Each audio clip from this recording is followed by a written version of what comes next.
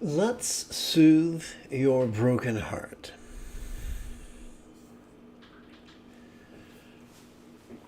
Back in 1969, when I was 4 years old, the Rolling Stones released "You Can't Always Get What You Want."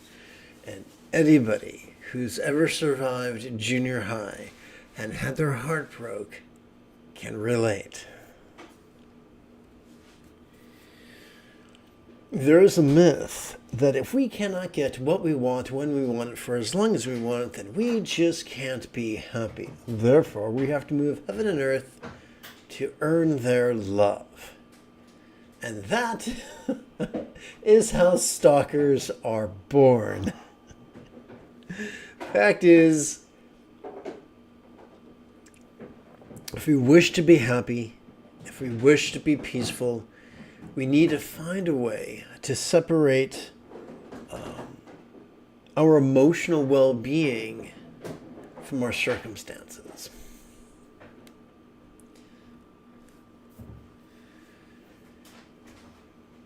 The key is in acceptance. Now, here's the funny thing about acceptance. You can't force it. You can't believe your way into accepting. You cannot self-talk your way into accepting. You cannot affirm your way into accepting. You cannot logic your way into accepting. And for those who are as nerdy as myself, you cannot meme your way into accepting. But you can meditate your way into accepting. Now, there are many, many forms of meditation. Not all of them are created equal. You need to use a meditation method that is predicated not on mysticism or tradition, but science. Every time we breathe in, whether we know it or not, we access our sympathetic nervous system, which has evolved not to actively concentrate, but to merely notice, and to do so vulnerably, passively, viscerally, and randomly. We evolved during each in-breath to notice sights, sounds, sensations, flavors, scents, and the like, including emotions, intentions, thoughts, memories, and imaginings. The question remains, what are we to do with that which we notice? Especially when we notice that the apple of our eye has no use for us.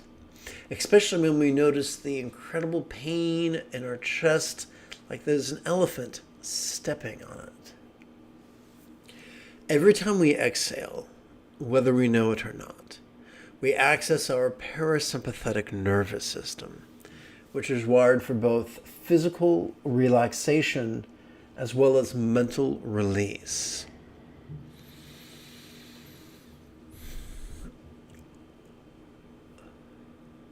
Letting go does not turn pain into pleasure. It does not change our dating status on Facebook. But it can help us to let go. It can help us to begin to accept, ironically, first physically, and then emotionally. I look forward to chanting and meditating with you in approximately 1 minute from now. But first, a spot of housekeeping.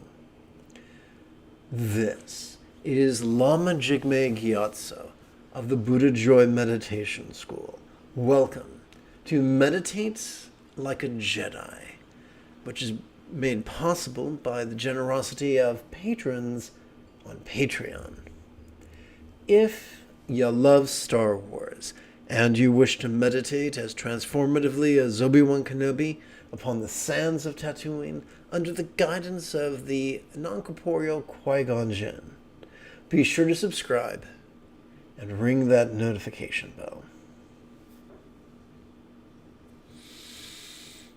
If at any point during this evening's meditation you have a specific question about Buddhist meditation, Buddhist philosophy, or their application, simply type your question in great detail in the chat window.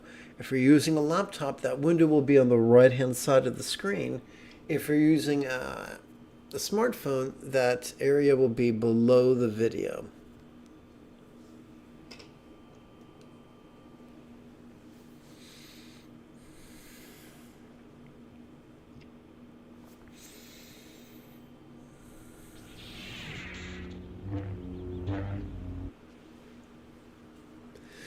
Just as in the Olympics, every sprint begins with a starter pistol and ends with a finish line.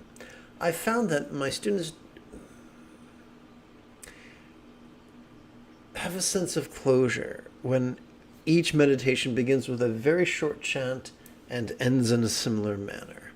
So let's perform a chant right now that's going to exercise the neural pathways responsible for empathy and enthusiasm. May I liberate all beings from the tyranny of hating, craving, and clinging by relying on the Buddha's example, instructions, and students.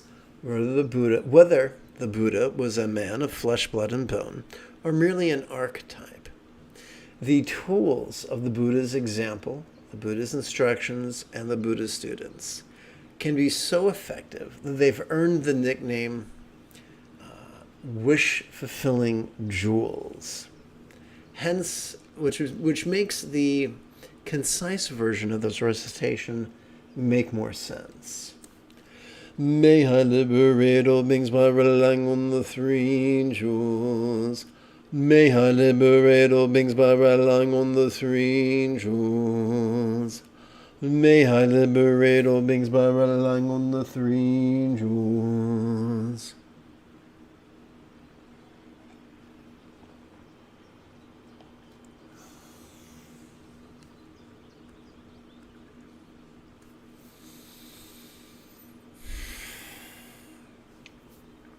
We're going to begin with metta meditation by bringing our experience of the circumstance into the path of love. As we breathe in, we could wish circumstantial good fortune, and as we exhale, we can direct that circumstantial good fortune towards all beings of all worlds, real or imagined. Now, some people say, dude, I thought we're not supposed to desire anything. And that is what we call a gross oversimplification. The second fold of the Eightfold Path is right aspiration. So the right things to desire and wishing others well was a fine example of that. The Buddha taught in the numerical discourses of the Buddha, we learn 11 benefits from training in loving kindness or metta.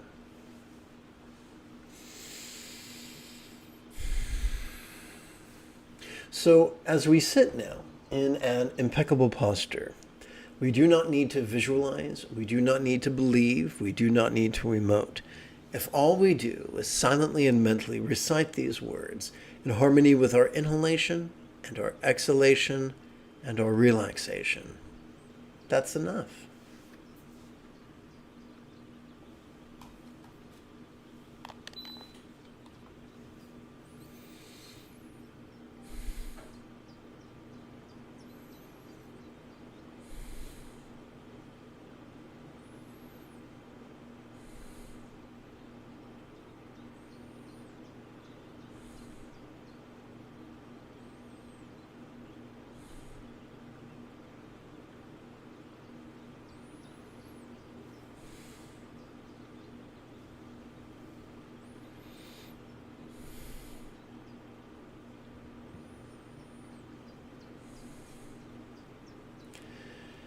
Despite the ravings of the self-important, the purpose of meditation is not to blank our minds. As we sit in meditation, we are wired to notice things. Contemplation, these 4 contemplations at the top of the screen, are great tools to process whatever comes up. As we breathe, so perhaps for the first 4 rounds, after something comes up, perhaps you feel yourself rehearsing a future conversation. As you breathe in, you could silently and mentally recite where. As you exhale, you could silently and mentally recite stress. Now, this is a rhetorical question.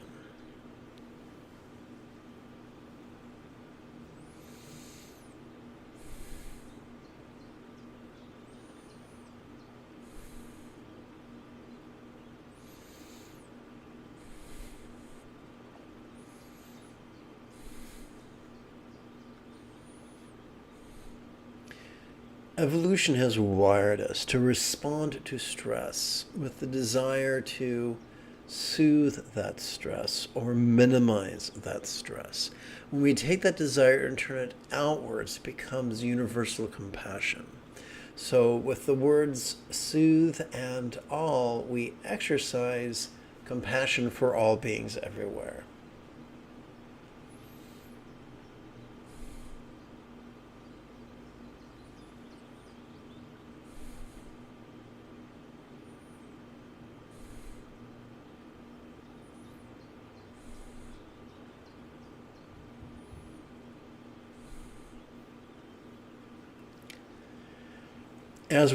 Sometimes as we breathe in, it can feel like we're sampling the idea of permanence, like this stress is going to be permanent, or this mental rehearsal is going to be permanent. As we exhale, it can feel like we're setting down that notion of permanence, due to the nature of our parasympathetic nervous system.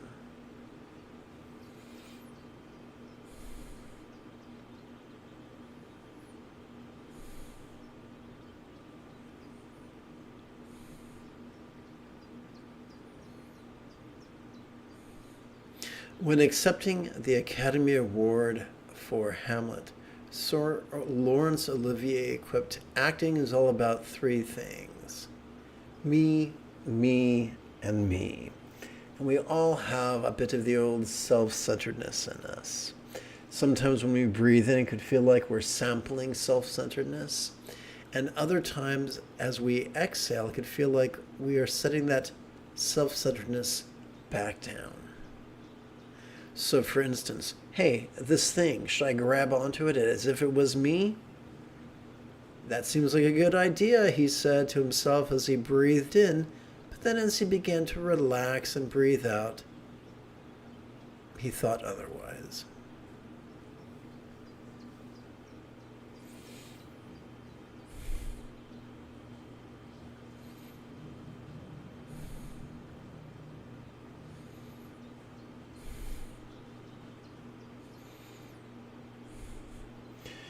When I was a little boy, my stepfather told me that the basic definition of comedy was you slipping and falling on a banana peel, whereas the basic definition of tragedy was me slipping and falling on a banana peel. We tend to be self-centered, kind of like that bit from the Colbert Report when he said, "This just in, world hunger is over because I had lunch." So we tend to hold on to our sense of self very, very tightly. Our dignity, our reputation, that type of thing. And sometimes we hold on to other things just as tightly. And so we play with the idea of no self or not self, just as a tool to help us get better and better at letting go. And then we can return to our primary practice of love meditation.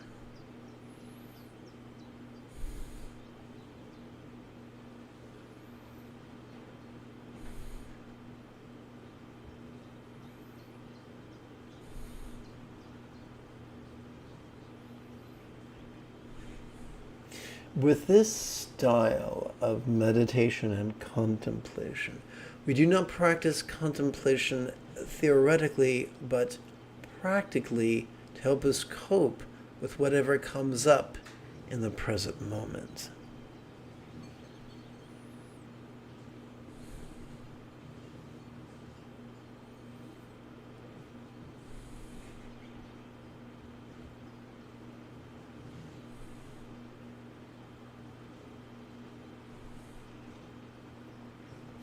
As we sit quietly in an impeccable posture, it is natural to spontaneously notice discomforts in our body. It is not our job to repress that, to justify that, to minimize that, to rationalize that, or to argue with that. Instead, let the awareness, the spontaneous awareness of discomfort, act like a power pill in the good old-fashioned Pac-Man video game, empowering our contemplation, our insight, if you will.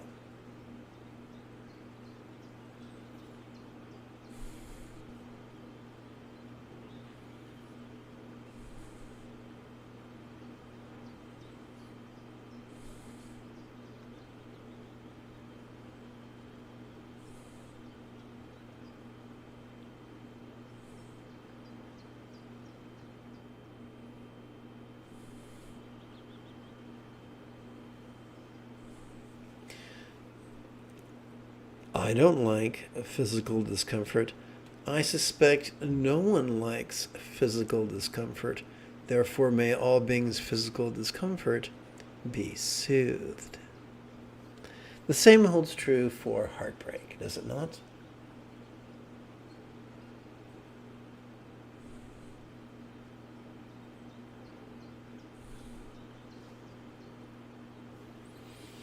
As physical or emotional discomfort, as we breathe in, it might feel like it'll last forever. As we breathe out, it might stop feeling that way or feel that way less.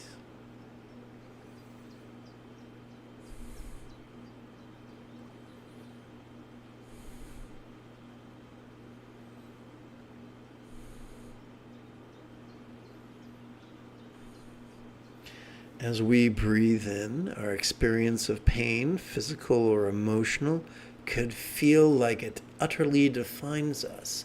But as we relax into our exhalation, it might feel less that way.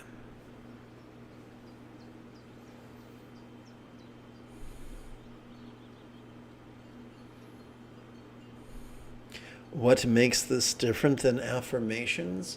Because this verbiage is in harmony with the neurological phenomena latent within our autonomic nervous system.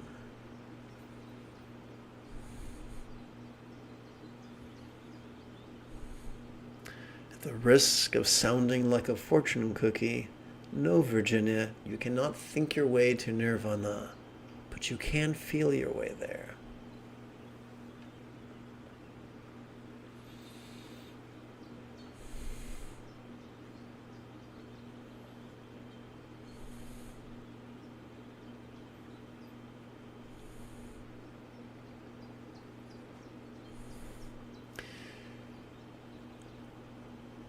The Sturgeon's Law tells us that 90% of anything sucks, including meditation teachers.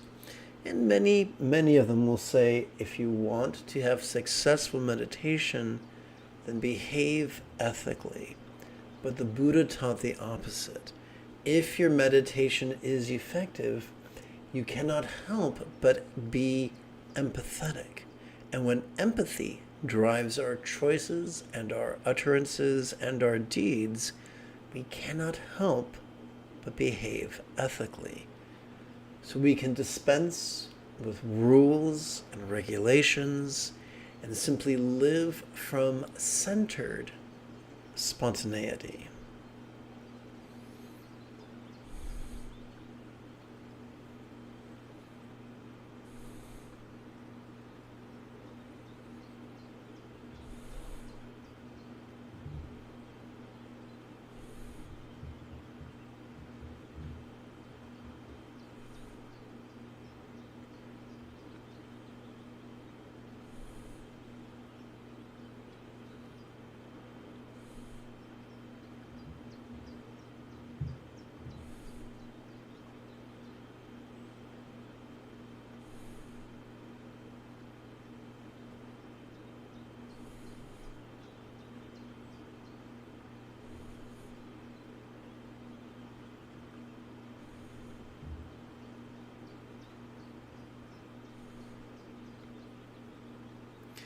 There is nothing mysterious about jhana work. Every night we fall asleep and go through all 8 jhanas. Every morning we wake up and go through all 8 jhanas in reverse. So as the greater the number of minutes we sit in meditation, the deeper our experience will be. It is a mistake to grasp at contemplative experiences. Just do the deal and watch your life transform.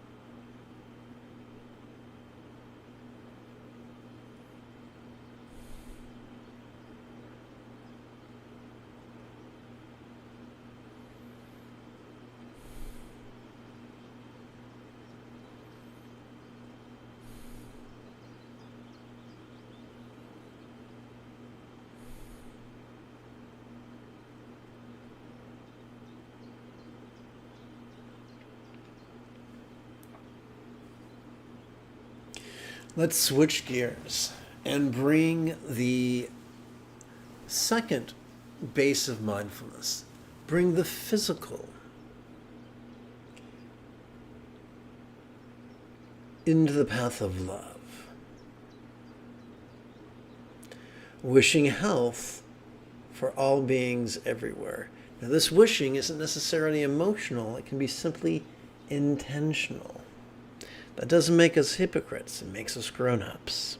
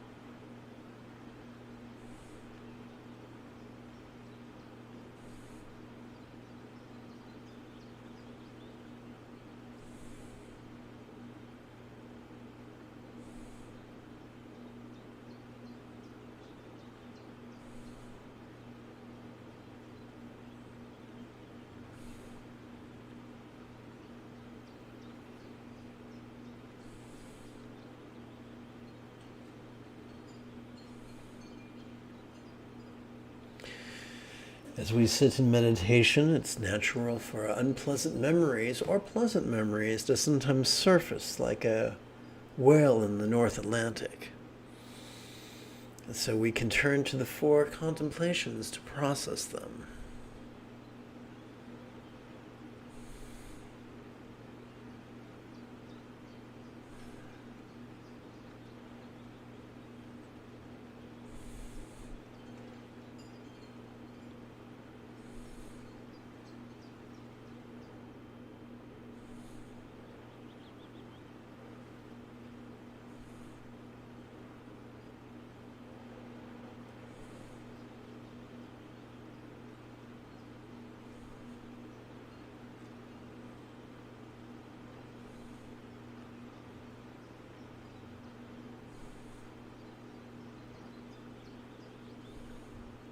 Sometimes when we breathe in, that memory could feel like it may define us, but as we relax into our exhalation, that memory might not feel that way any longer.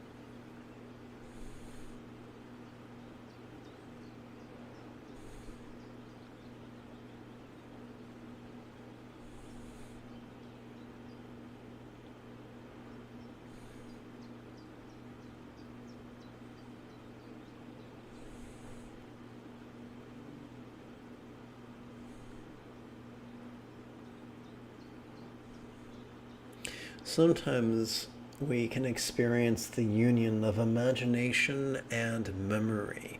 That's called a confabulation, and when they come up, it is an energetic opportunity to contemplate.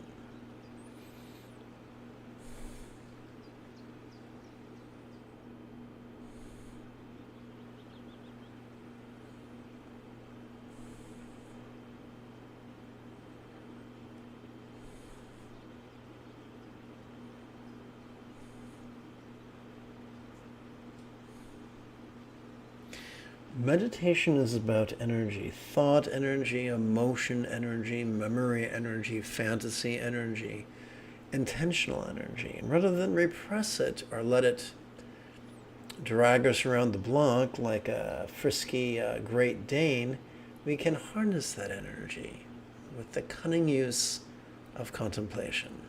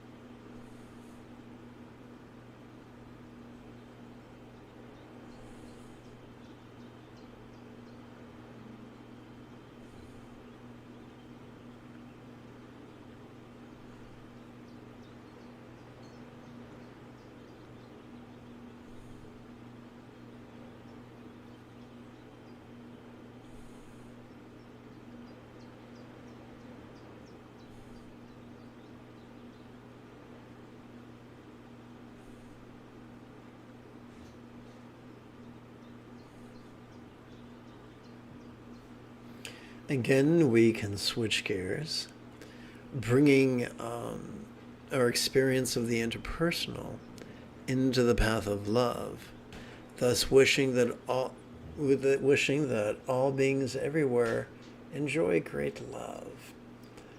Platonic love for their co-workers, their friends, and intimate love for their special partners.